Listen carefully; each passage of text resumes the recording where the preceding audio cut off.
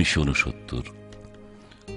2 August জনমত সংগঠনের জন্য সরকারের পক্ষ থেকে শিক্ষার আদর্শিক ভিত্তি শীর্ষক আলোচনা সভার আয়োজন করে। এখানে তরুণ আদর্শবাদী যুবক আব্দুল মালেক ইসলামী শিক্ষা ব্যবস্থার উপর 5 মিনিট বক্তব্য রাখেন। আজকে যারা এখানে আলোচনা করেছেন তাদের পক্ষ থেকে এমন অনেকগুলো অযৌক্তিক বিষয়ের অবতারণা করা হয়েছে এই প্রসঙ্গে।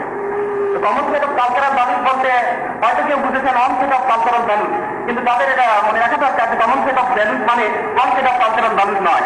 On set of cultural values Soviet রাশিয়াতে রয়েছে, যেখানে একটা অথরিটারিয়ান সোসাইটি, আর সেখানে বিভিন্ন রাষ্ট্র যেগুলো রয়েছে অঙ্গরাষ্ট্রগুলো তাদের কালচারকে সম্পূর্ণরূপে ধ্বংস করে দিয়ে সেখানে একটা on set of cultural values তৈরি করা হয়েছে। আমরা এটা বিরোধী, আমরা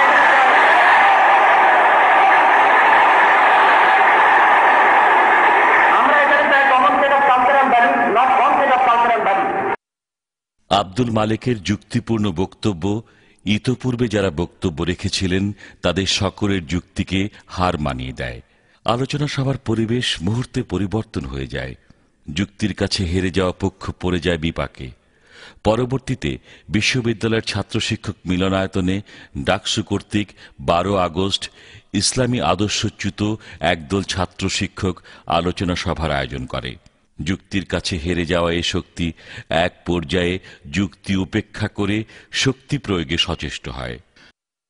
আব্দুল মালেক তার বন্ধুদের বিদায় দিয়ে যখন টিএসসি থেকে তার হলের দিকে যাওয়ার জন্য অগ্রসর হচ্ছিলেন, তখন ইসলাম বিরোধী এ শক্তি, যুক্তির কাছে হার মানা শক্তি ঝাঁপিয়ে পড়ে যুক্তিবাদী আদর্শিক চিন্তা চেতনায় বেড়ে ওঠা ক্যাম্পাসের প্রিয় এই মানুষটির উপর। বর্তমান সোহরাওয়ার্দী উদ্যান তখন যা ছিল রেসকোর্স ময়দান নামে পরিচিত। আঘাতের পর আঘাতে তাকে জর্জরিত করা হয়। এ এক জঘন্য পৈশাচিকতা, যা মানুষের চোখ দেখলেও বিশ্বাস করতে চাইবে না, কান শুনলেও কোনো বোধের জন্ম দেবে না। মানুষ কি করে এমন হয়? এরা কি আসলেই মানুষ, নাকি মানুষরূপী কোনো জানোয়ারের দল? বাতাসের গতিতে খবর ছড়িয়ে পড়ে ঢাকায়। আব্দুল মালেকের সাথীরা তাকে সংজ্ঞাহীন অবস্থায় ঢাকা মেডিকেলে নিয়ে যায়। এরপর 3 দিন 3 রাত পাকিস্তান থেকে নিয়ে আসা সেরা ডাক্তারদের নির্ঘুম পরিশ্রম। শেষ পর্যন্ত 15 আগস্ট সকল অপেক্ষার অবসান ঘটিয়ে সাথীদের শোকের সাগরে ভাসিয়ে দিয়ে তিনি মহান আল্লাহর দরবারে চলে যান।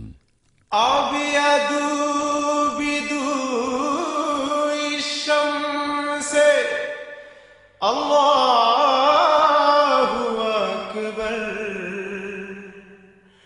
রাসূলে মুহাম্মদ আলাইহি সালাম, যাহাবতা ইলা তরিকিল ইসলাম,